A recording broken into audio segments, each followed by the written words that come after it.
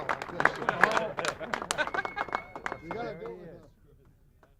got one too. Well,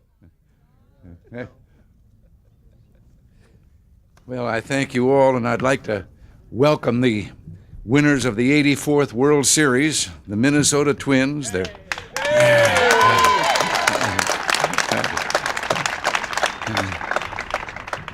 Their owner, Carl Pohlad, and the umpires and officials of Major League Baseball to the White House and Washington, the Twins' original home. And by the way, if you'd like to move back here, keep in mind there's no AstroTurf here. Rose Garden has real grass. And I know there are a lot of people in this town who want a Major League Baseball team again. So if you guys ever get tired of playing in front of all those screaming, adoring fans, you're welcome back. Well, actually, I could use a couple of you guys in the Congress hitting some grand slams for me up there. And maybe some of you umpires calling the shots. But seriously, I'd like to congratulate your manager, Tom Kelly, the youngest non-playing manager to take his team to a World Series since 1905.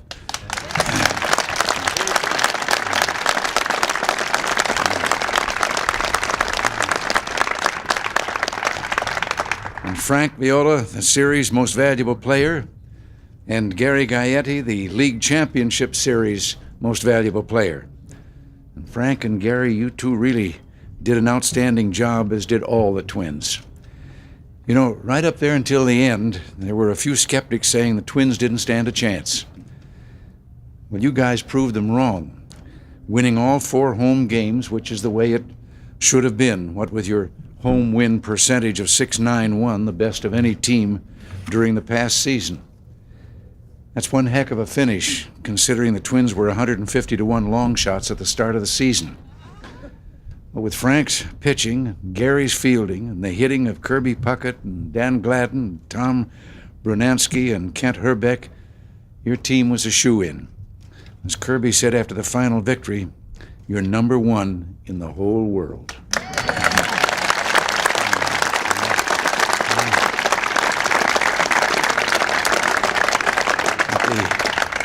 The Minnesota Twins franchise has come a long way in the past 86 years.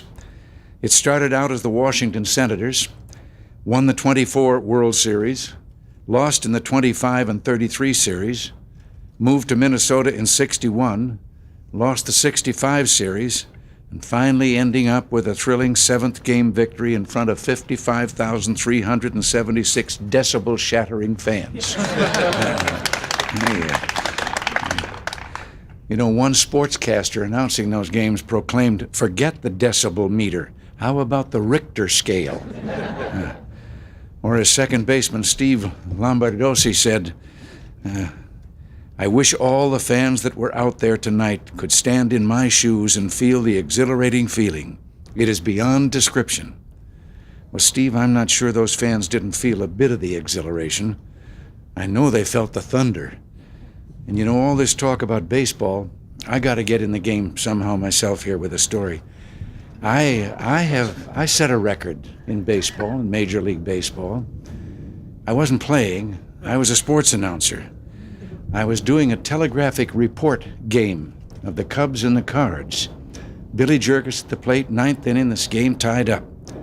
I saw my operator on the other side of the window, with the headphones on, listening to the dot and dash from the field, and start typing, meaning that there was something, a ball was on the way to the plate, and so I didn't wait. I said, Dizzy Dean was on the mound, and I said, "All right, Dean has got his sign, he's out of the windup, here comes the pitch." And he was shaking his head no, and I took it, and it said, "The wire has gone dead." I had a ball on the way to the plate. So I had Jergis foul it off. And then I thought, you know, in those days, a dozen of us were broadcasting the same baseball game. It wasn't one outfit. And I didn't want to, at that point of the game, lose my audience, so I decided I'd have Jergis foul another one off, which he did. And my operator's still just sitting there. Then I had him foul one that just missed being a home run by a foot. Then I had him foul one down back a third, and I described the two kids that got in a fight over the ball. Well, this went on till I knew now I couldn't back out. I'd had him at the plate so long, and all of a sudden Curly started typing. And I started another ball to the plate and got it, and I could hardly talk for giggling. Jurgis popped out on the first ball pitched. But in the meantime, I had set a baseball record for successive fouls and length of time at the bat for one player.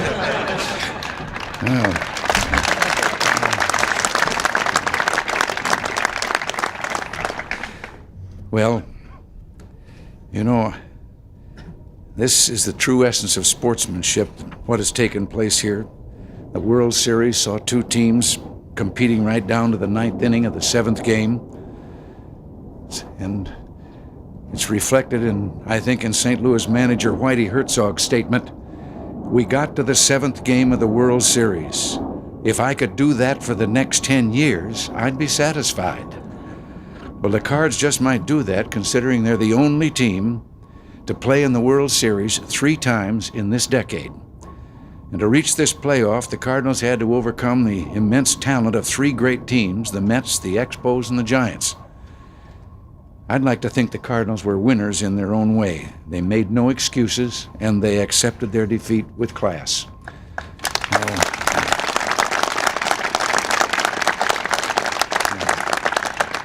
So to all you champions here, and those Homer hanky-waving Minnesotans back home, as well as here, again, congratulations.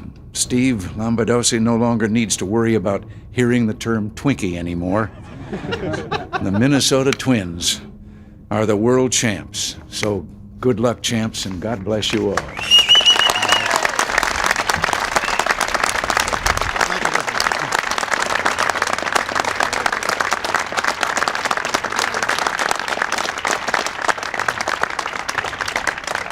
Well, thank you, Mr. President. On behalf of the Minnesota Twins, Minnesota, and the entire Upper Midwest area, we thank you for this honor, Mr. President. I'd like to take a moment of silence just to extend our deep sympathy to Mrs. Reagan and the unfortunate death of her mother. So if you'd just be quiet and bow your heads for a second.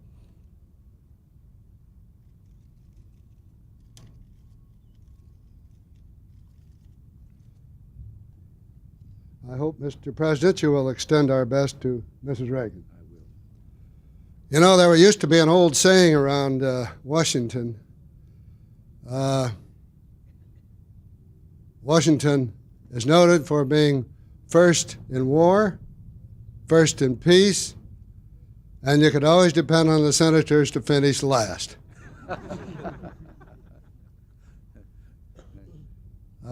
I'm proud of our team, Mr. President. They operate or work together as a family. Never have I heard the expression I. You understand how important it is to work as a team. And everything I've heard this year has been we, and I think it's a great tribute to you players out there. And I'm looking forward to being back here personally next year at this same time, if you'll be good enough to invite us.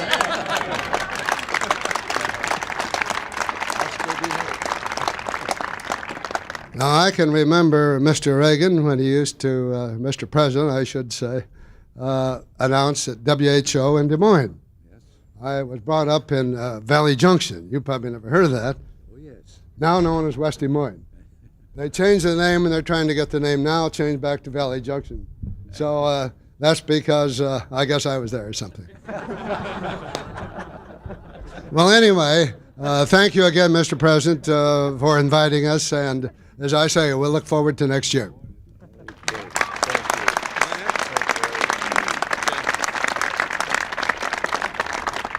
On behalf of the ball club, I get to do the honors. But one thing I want to bring up here, after looking at these umpires for 7 days, it's nice to see their wives with them here today. I mean, what an awful sight for 7 days. God, frightening. You think talking to the media is bad. You talk to these fellows for 7 days. Whew. Okay. On behalf of the ball club, Mr. President, we've brought along a few tokens of our appreciation of you having us here. We got a couple Ken Herbeck model bats, but we got everybody's name on there. And one's for you and Mrs. Reagan. Also, we have a shirt that Frankie is going to model here. I don't know if it'll fit me. Very good. And also, from the wives brought their a whistle along for you. For Mrs. Reagan. Good luck, John. Okay? If you need that to referee any of your talks coming up, just whip that baby out. It works good. Thank you very much. Thank you again. You want me to hold them for you? Thank you very much. I'm very proud to have these things. And before I blow the whistle, I do want to thank you for also that moment for Nancy. And I couldn't help but think how appropriate. Nancy's mother was a wonderful woman. And she always insisted that Nancy's July 6th birthday was supposed to be July 4th. But there was a double header that day. And she postponed it. She was in New York and a Yankee fan at the time. But I'm very proud to have these and proud of all of you. And now, there we go. All right.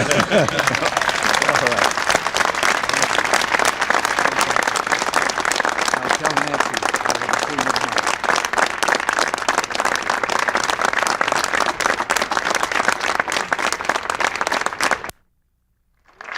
Mr. President, should your new nominee answer the same kinds of committee questions that Bork did?